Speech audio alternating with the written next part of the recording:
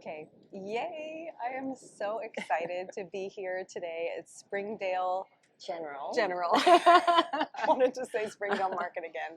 This place is super cool on the east side. There's tons of little cafes and restaurants, and we're doing our Mindfully Austin episode here today. So as you know, we come from a mindfulness background, so it's really important to keep bringing the mindfulness into all that we do. Shelley Moon is our special guest for today, and she was my prenatal yoga student many moons ago. And that's 13 years ago. 13 years ago. That's amazing. And supporting mamas through pregnancy and the transition into motherhood was such a very valuable and meaningful, special time in life. And I feel like supporting people through the buying and selling of homes is very, very similar. You're going through a major transition. So this, doing the Mindfully Austin interviews and then our coffee and connections helps me keep that, that community piece alive. And I love connecting with community, especially community members that uplift humanity through their work. And the fabulous Shelley has so much cool stuff to share with you. She is an incredible photographer. Actually, when I recorded a record, she came into the studio and did all the photography. For my album my one album I released, and it was really good. It was so really great. good. That project was so much fun. It was so fun. She's just so talented. So she's taken her artistic vision and has created a jewelry line that, what was it, 5 years ago now? 3 years ago. And it has just blown up. She's all over the place, and she uses sustainable. She'll tell you all about it. So I'm really excited to have Shelley Moon. Thank you for being here. Thank you for Shelley having Moon me. Designs. Happy to be here. So tell us a little bit more about your background and what made you get started in jewelry design. So I don't know if anybody knows about this, but I have never thought of myself as a designer. I think we attach a lot of what we want,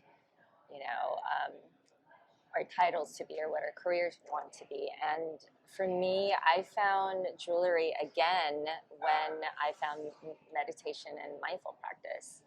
And that's a journey you and I have been on together. And you went into real estate, and I sort of transitioned out of photography and having a product on Amazon. I did that for a little bit. It took me like a little over a year, but I realized I was doing too much and not filling my cup.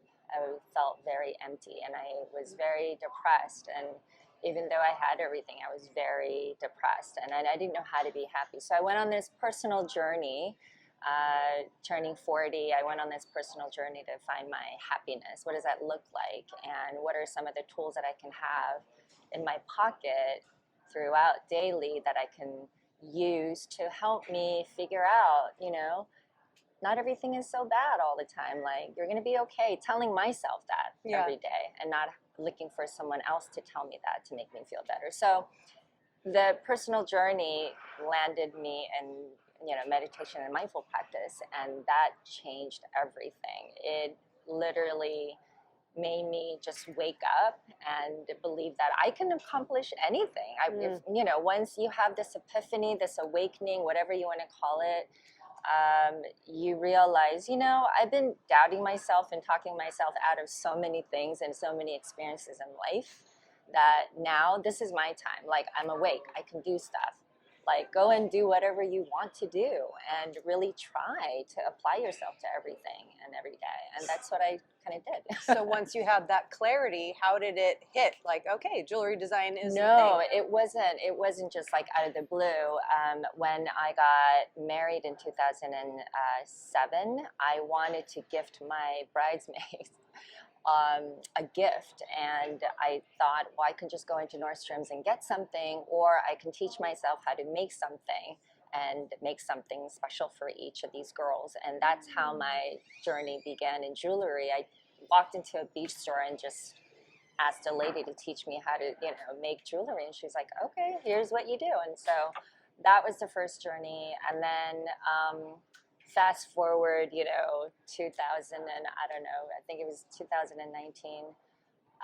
I was doing a lot of photography and also Amazon business. And I just had to like check out for a moment and really find that. So when I did, it brought me back to making things with my hands again. And that for me was my form of meditation, I suppose. That gave me that makes sense.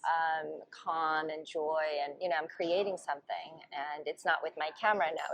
It's with jewelry findings and chains and whatnot. So I made one earring, I think, my first earring I ever made. I posted on Instagram, and then that was the start of it. Wow, Yeah. that's so cool. Now, do you have a mission statement for your company, or and what is your why? What makes you show up to work every day? So I joke around and say I got 2 puppies. So I joke around and say that I am in jewelry business because I need to support their grooming habit.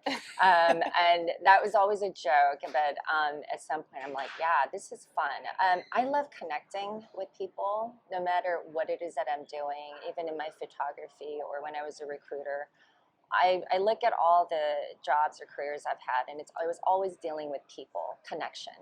I love connecting with people, and I think people who know me can say that. We share that. Yeah, you and I, Hannah Yes. and I, you and I can Yes. talk forever and talk to anyone in the room and go anywhere, and that's, to me, I think that's a gift. You know, you're able to really connect with someone and not to have any judgment or filter. Like, I love that. It's that true connection that I have with my clients when I meet them at a pop-up show or at a market or festival.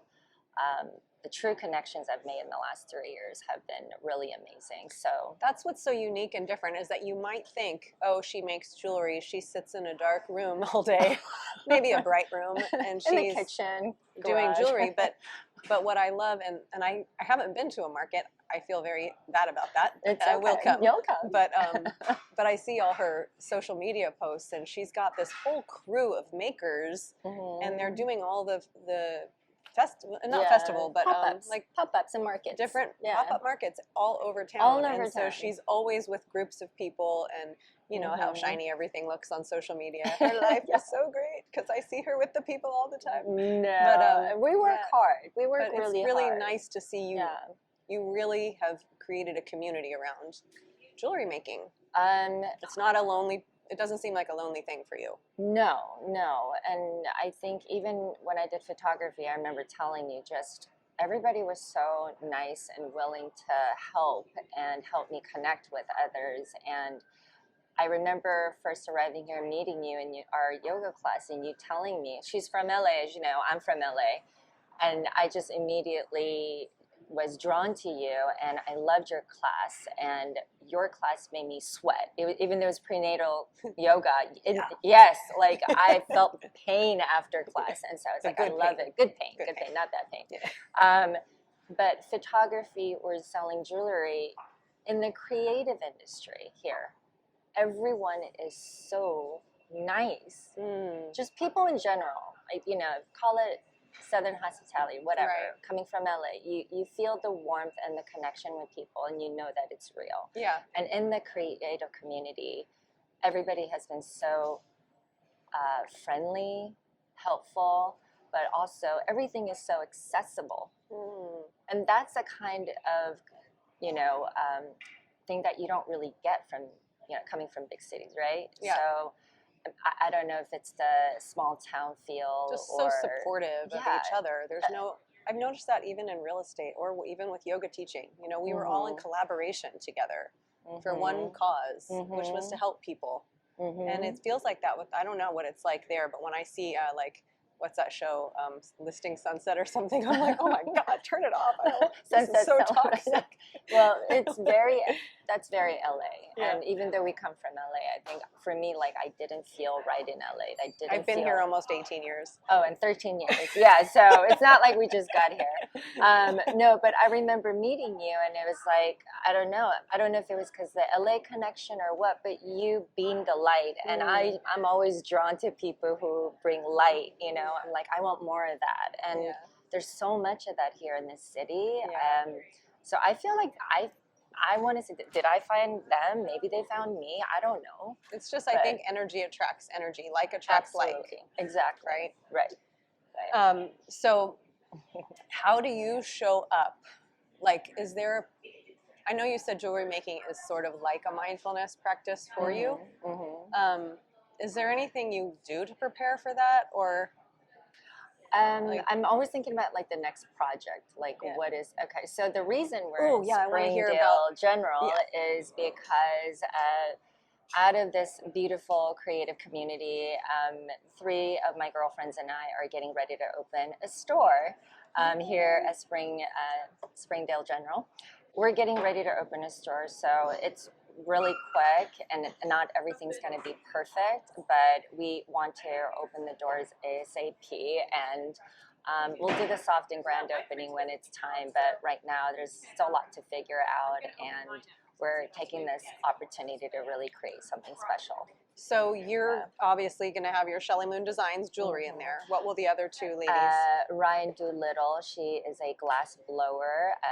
She has more than 20 years of experience in glass blowing. She's taught at Corning Museum, Glass Museum, and Bonnie is our organic skincare girl, and she formulated her own lotion when she has lotion and potions the last 5 years. And Elizabeth, she is coming out of the... Wait, is that the Bonnie that came to our Coffee and Connections? Yeah, probably. Oh, that's so cool. Yeah, so she's one of my business partners. Hi, Bonnie.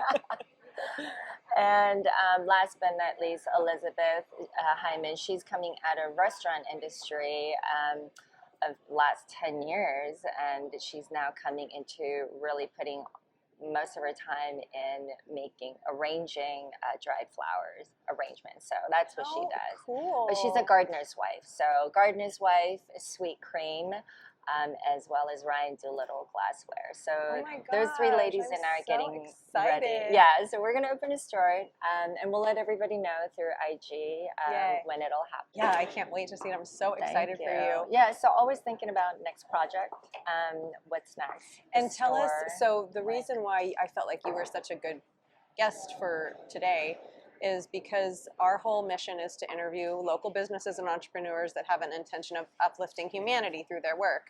And I know that your jewelry designs can do that, and especially with the sustainable approach that you're taking. So can you share a little bit about that? Yes, so I'm rebranding after 3 years. You know, in the beginning it was just buying parts and findings and chains and putting it together, design, and voila, there's your, final product. But as I have been working, doing pop-up shows for the last 3 years and whatnot, and listening to the customers, what really matters to them is sustainability and affordability. And I love fine jewelry because I have really high acidity in my skin. So anything gold-plated I wear, it fades pretty quickly. And I don't like fast fashion jewelry. So really, I decided that why don't I create gorgeous jewelry to endure a lifetime by making it with recycled sterling silver, brass, and gold, and put more gold. So my gold-plated stuff will have 3 times more gold than the regular industry standard, which is about 1 micron of gold. I'm putting 3, and it's all going to be handmade in LA. I just went to LA to meet my beautiful partner in crime over there. She's my new mentor and a friend. Selva has won. She's been in the business for over 40 years, and she has been practicing sustainability within her business. Wow, and her husband is the manufacturer. And so she let go of her baby, and she came onto the manufacturing side. And 95% of her clients are women. She came into the scene and realized that she needed to service, women entrepreneurs, designers, and by focusing on that, she also is doing so well in sustainability and has won many awards. And so to partner with her and have her guidance and also to help me make these beautiful pieces come alive, I feel like I hit the jackpot. And I have to give a shout out to Laura Elizabeth's Jewelry. Laura is also working. She has been working with her for 10 years, and she introduced me to her. Wow. Normally people, when they do really well, they hold on to their secrets and contacts, and they don't want to share info to help you flourish. That is not what I experienced here in so Austin cool. within my community. So I just want to give a shout out to like all my community, you know, friends who have been so supportive and so encouraging. That's awesome. And so that, for me, that is everything. Yeah. That is everything. That's so great. How do you hope people that, now, well, this is a two-part question. How do you hope to uplift humanity, but do you sell directly to the people that are buying your jewelry, or are you wholesale? So this year I really am trying to focus on wholesale and e-commerce, because the last 3 years all I've done is pop up. And I need a lot of help. It's like one woman show, and because I'm rebranding, my website is not up right now, but it will be soon. And Clover and Maven, you guys probably want to know the name of the store, Clover and Maven. And it'll be in descriptions. Yes. Clover and Maven, we will have our own website as well. And not just 4 of us opening a store, but we're also going to have 20 to 30, maybe even 40 other makers in the city showcase their products in our stores. So the ladies of Bra Shop, Bra Shop studios and clubhouse is right there, and the ladies of Broad Studios started this shop, so it's part of their shop that we're taking over. They started something so special. This is what they were doing. So yes, we're taking over the new lease, and we also want to honor what they have started and kind of keep the model of showcasing other talents in town. So you'll not only see our products in there, but you'll see 20, 30, maybe even 40 makers in there. So it's a makers collective space. Yeah, that's what it is. That. And to answer your question, for me, it's true connection. I always feel like, I know for a fact, when you really connect with someone and they are heard and they are seen, they feel loved. And I feel like everything is fueled by love or hate. So what do you choose, love or hate? And every day I choose love. So that would answer your first question. What was the second one again? Megan? What was the second? How do you uplift humanity? And then it was how do you hope to change the world and uplift humanity through your work? Through my work. So I'm working on a prototype right now. I had a gold-plated jewelry. It's my celestial birthstone pendant necklaces that I used to get made in India. Well, the last 2 years I've worked with them, not everything has gone smoothly, and this is the reason that this was the turning point when I decided I'm going to work with someone in the United States and handmade and put more gold. I can no longer rely on outsourcing. I think this is something all the jewelry makers at first they go through. They try to find people to work with outside the country to spend less money and whatnot. And by going sustainable, I'm actually spending more money on my part. And but I will keep the prices to a point where everyone feels very comfortable paying for the quality. Quality means a lot. So this celestial birthstone pendant, I came out with the second and third design, and on the back, it had a really nice message, which is one of them. It says trust the process. That was the first one, and then the second one was be kind to yourself. Like these little reminders. So I'm coming out with like zodiac and celestial collection where I will try to talk more about mindfulness, and I want to bring more mindfulness into my jewelry design and to really use that as a way to touch people. Yeah, so they're wearing something beautiful and feeling empowered and and connected to their zodiac sign, so connected to, you know, the cosmos at the same time. All is so cool. Yeah. You know what just hit me when you were talking? I've asked this like once. What number is this, Megan? Episode 13? Gosh, so we've had 13 interviews and I've only asked this one time. This is going to be a question we add from now on because, hello, why have I not asked this question before? What's one tip you could give to an aspiring entrepreneur or an aspiring jewelry designer? 1 to 3 tips. Oh, well, number one, just start. Meaning, whatever you don't know, just go and start researching, read about it, reach out to people, whoever you know, because you never know. So many times, the people that I've met that needed to be, and actually the last couple of weeks, weird things have happened.